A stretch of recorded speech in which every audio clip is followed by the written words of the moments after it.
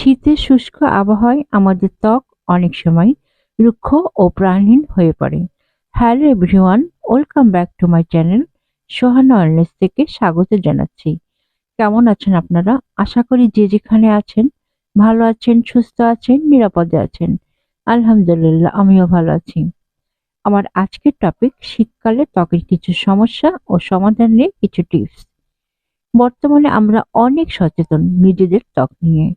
আমরা চেষ্টা করি কিভাবে ত্বকটাকে সুন্দর রাখবো, ভালো রাখবো, কিন্তু আমাদের শত চেষ্টার মাঝেও শীতকালে আমাদের ত্বকে অনেক সমস্যা দেখা দেয় আমাদের মনের অজান্তেই। তাই আমাদের অনেক সচেতন থাকতে হবে শীতকালে ত্বকটা যেন ভালো থাকে।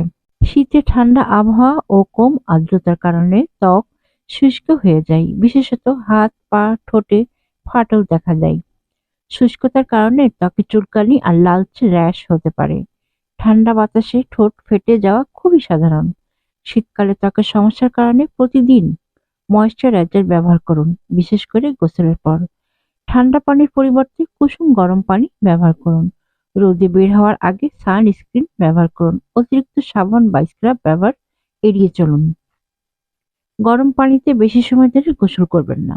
শীতে ঠোঁটে প্রতিদিন লিপ বাম ব্যবহার করতে পারেন। বেশি পরিমাণে পানি পান করুন। ভিটামিন সি সমৃদ্ধ ফল যেমন কমলা, আমলকি খেতে পারেন।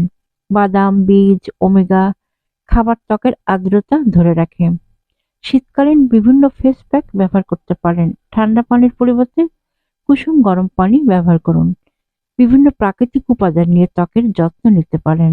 নারকেল তেল ও অলিভ অয়েল দিয়ে ত্বক ম্যাসাজ করতে পারেন। শসার রস বা অ্যালোভেরা জেল ত্বকের আর্দ্রতা ধরে রাখতে সাহায্য করে। ত্বক যদি অতিরিক্ত শুষ্ক বা সংবেদনশীল হয় তবে ডার্মাটোলজিস্টের পরামর্শ নিন। শীতকালে নিয়মিত যত্ন নিলে ত্বক উজ্জ্বল ও সুস্থ থাকবে। সোহানা ওয়েলনেস সুস্থ এবং সুখী জীবনের জন্য আপনার সঙ্গী। নিজে ভালো থাকুন, সবাইকে ভালো রাখতে সাহায্য করুন। ভিডিওটি যদি ভালো লেগে থাকে তাহলে একটি শেয়ার করে অন্যদের টিপসগুলি জানতে সাহায্য করুন।